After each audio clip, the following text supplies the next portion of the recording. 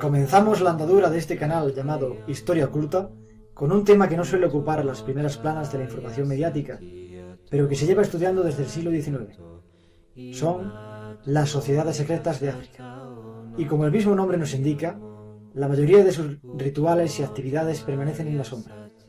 Cuando oímos hablar de sociedades secretas, quizá nos vienen a la mente las más conocidas en nuestro mundo occidental: masones, carbonarios o los publicitados Illuminati. También la Garduña era una sociedad secreta del crimen en este caso, y se puede considerar como la predecesora de la mafia italiana. Las sociedades secretas africanas son muy diversas en sus motivaciones y actuación, de manera que algunas comparten el sentimiento de hermandad de los masones y otras la inclinación a las atrocidades de la Garduña. Alberto Vázquez Figueroa, en su autobiografía Anaconda, recordaba cómo, viajando por Costa de Marfil en 1961, le advirtieron del peligro de aventurarse en el interior del país. La secta o sociedad secreta Poro campaba por sus respetos, cometiendo robos, asesinatos y rituales caníbales. Incluso un viajero tan osado como Vázquez Figueroa se pensó con cuidado en su pretendida exploración. Él mismo prosigue con la descripción de las sociedades secretas, las cuales, en aquella época, abundaban en Costa de Marfil más que en ningún otro rincón de África.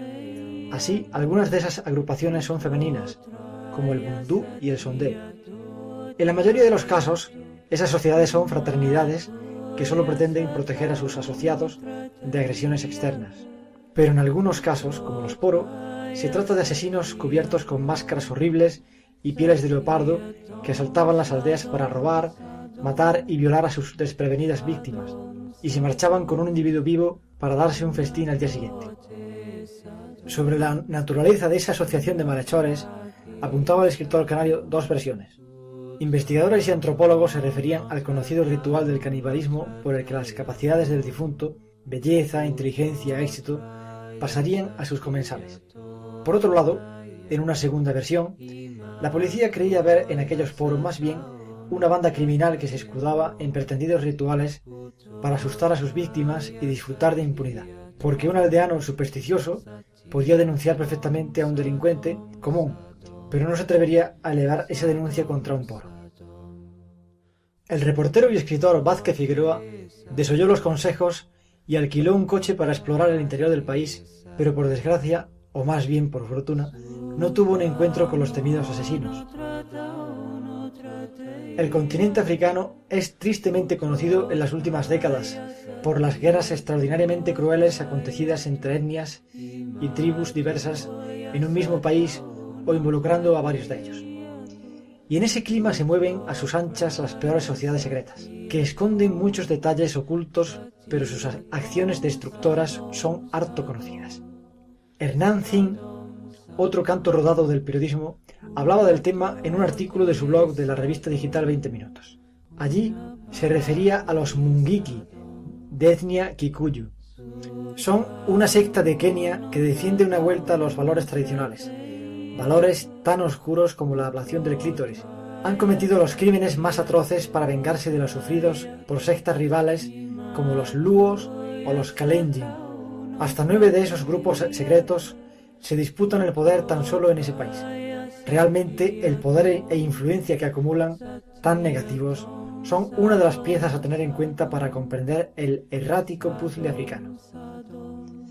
El citado Hernán Zin nos describe en otro artículo en su blog de 20 minutos un combate entre dos de esas sociedades secretas o etnias con arcos y flechas. Una batalla propia de épocas antiguas, esgrimiendo creencias y valores que deberían ser también parte del pasado. Aunque lo cierto es que las pulsiones siniestras no son patrimonio exclusivo de pueblos atrasados, sino que aguardan, latentes, en el alma del moderno urbanita occidental, como comprobamos de vez en cuando con horror. Terminamos esta crónica de lo terrible sin salirnos de Kenia, para hablar de la sociedad secreta más temida, los Mau Mau. Llevaban rastas, pero nada tienen en común con los pacíficos rastafaris. En los años 50 del siglo pasado se hizo notoria su campaña sangrienta contra los blancos. Defendían la independencia sin prestar atención a los medios usados. Un gato ahorcado junto a la puerta de la casa anunciaba a su morador que estaba sentenciado a muerte, y la sentencia se cumplía puntualmente. Así se los describe en la web Historias y Biografía. Los Mau Mau, la sociedad criminal más temida de África, estaba integrada en su mayoría por nativos de la tribu Kikuyu, cuyas edades iban desde los 18 hasta los 25 años. Los aspirantes se congregaban a la medianoche en la selva. Allí, un brujo los conducía a una cabaña a la que debían entrar desnudos, llevando en la mano derecha un bastón y en la izquierda un puñado de tierra. En el interior del recinto, alumbrado con la mortecina luz de una antorcha, se hallaba un enmascarado que sostenía en su mano una rama impregnada de tierra y sangre de carnero. Los futuros Mau Mau comenzaban el rito metiéndose en la boca el extremo de la rama. En la ceremonia se usaba asimismo ojos de carnero, espadas y cuchillos, con el propósito de atraer la muerte sobre los hombres blancos.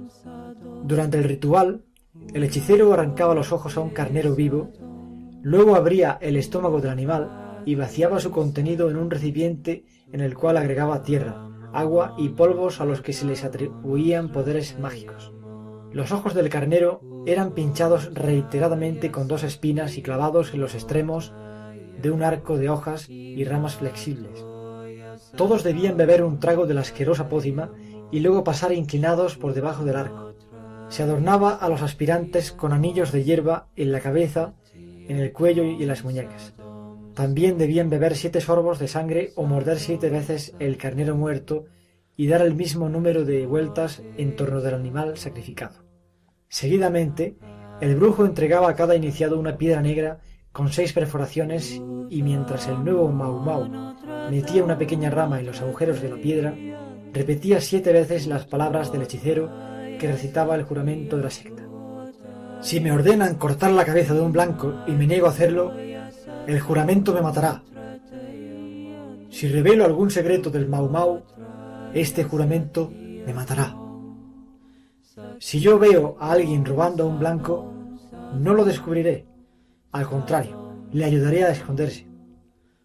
Si yo rehúso hacerlo, el juramento me matará.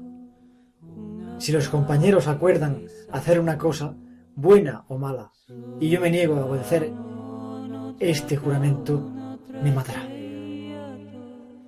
El juramento tenía que ser acatado también por la mujer del adepto a la secta y por sus hijos, desde los 6 años. Finalizada la iniciación, los adeptos eran enviados en grupos a cometer asesinatos de blancos y de negros que se negaran a utilizar la violencia contra los británicos. Los forajidos iban armados de cuchillas, machetes y manoplas que semejaban filosas garras de leopardo.